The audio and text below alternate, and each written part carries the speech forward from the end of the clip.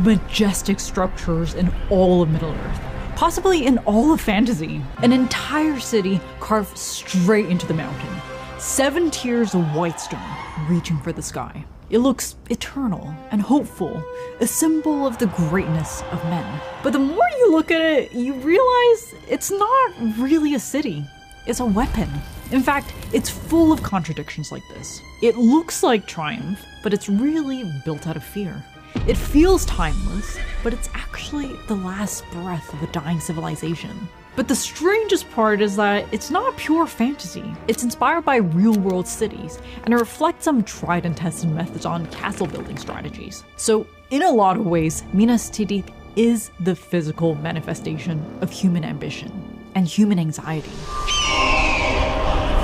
Another thing about Minas Tirith is that it looks impossible. So how could a city like this even be built? Originally, Minas Tirith wasn't a fortress at all. It was called Minas Anor, the Tower of the Sun. It was built more as a royal seat and a watchtower guarding Gondor's capital, Osgiliath. Together with its twin tower, Minas Ithil, or the Tower of the Moon, they flanked the Anduin River and they created the perfect trinity. The heart of men in the center, with the guardians on the side, one facing east and one facing west. Opposites in geography, but they share the same architectural DNA, in that both towers were carved directly into the mountains. Kind of a signature of Númenórean engineering. But they really weren't these massive fortresses that you see today. It was when Minas Ithil fell to Sauron that it became Minas Morgul, and Minas Anor became Minas Tirith, the Tower of the Guard. And that's when the purpose completely shifted. And over time, the two towers evolved in very different directions. From a small watchtower into a fortress. So even though Tolkien doesn't really describe how it was built, this little bit of history can help us understand a lot. Most medieval castles were constructed from the ground up. You start by choosing a natural rise or a mound, the motte, then you crown it with a keep, then expand outwards with curtain walls and baileys at the base. But because it was originally a watchtower, it actually started at a high elevation. When Tolkien describes the city, he says it stands on the shoulder of Mindoluin, which in geological terms will be the spur of the mountain, which is right here. So what's now the citadel and the White Tower would have been the original structure establishing the very first terrace. And because for the Númenóreans the mountain peak was considered sacred, they didn't build any higher. So the later generations expanded down the slope as the city expanded and urbanized, especially after Osgiliath lost its capital status and Minas Anor became the new capital, and then again later as Minas Anor became Minas Tirith in the War of the Rings. Each level successively grew downward, anchoring to the same ridge beneath the protection of the mountain. And this is when the very first true urban fabric started to form, with permanent markets and new tiers of housing, and this zigzag route that leads you up through the multiple gates. All of this probably formalized during this period. And the rock that they quarried from the mountain was reused to build the walls, which is actually why the architecture and the mountain blend together so seamlessly. This technique isn't just fantasy, it's a form of a living rock architecture, which we see in places like Petra or Lalibela, or monasteries on cliff edges. The Númenóreans, they just perfected it into a military art form. Then, when Minas Ithil fell to Sauron, Minas Tirith transformed again into a defense capital.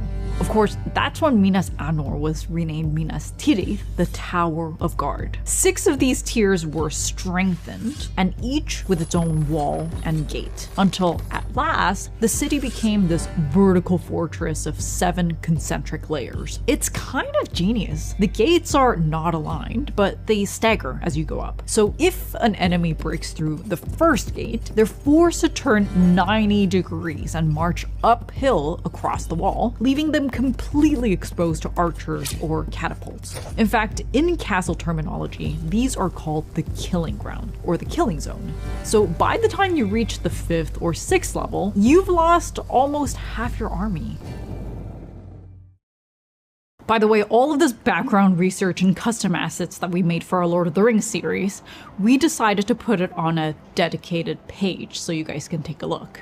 And we built the whole thing in Framer, who is also the sponsor of this video. Framer is a design tool that lets you iterate with precision and turn your design ideas into a live website within a single click. We explored different header variations that feel modern, but also it's aligned with this Middle-earth style. We also divided the page into 3 different sections, one for each race, and each with a defining element that anchors that race. All of the live previews and interactive alignment tools make it easy for you to see the results instantly. You can animate elements in full 3D without ever touching code. Everything just works through the simple transform controls inside Framer. And I love that Framer has a huge built-in font library, and finding something Middle-earth appropriate was surprisingly easy. Wireframer is another feature that I love.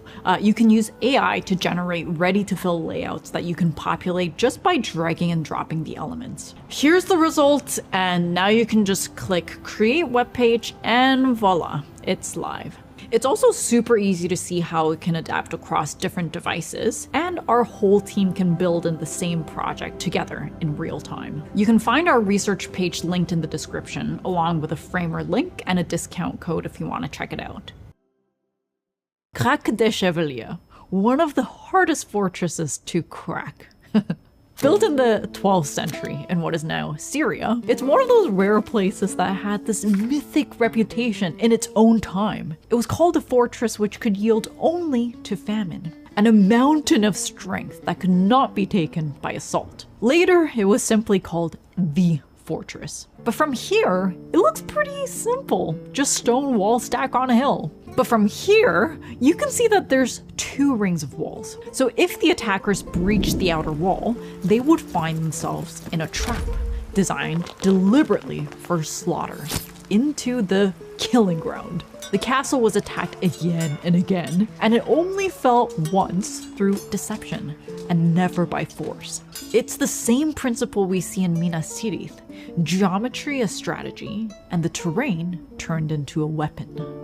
But actually, the movie version of Minas Tirith was modeled on a different city altogether, Mont Saint-Michel. It's built on a tidal island off the coast of Normandy, and here, the sea itself becomes the wall.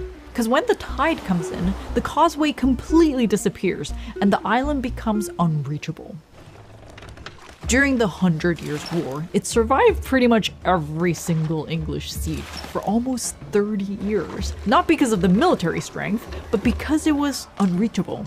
In fact, it wasn't even designed like a castle or a fortress at all, but more like a monastery. Because on the crown of Mont Saint-Michel, there's an abbey instead of a keep. So in a lot of ways, it's more similar to Minas Tirith, with the citadel and the White Tower at the top, unlike, for example, Helm's Deep. So both cities are able to merge defense and meaning, where every ascent is both a prayer and a preparation for siege. But imagine actually living here.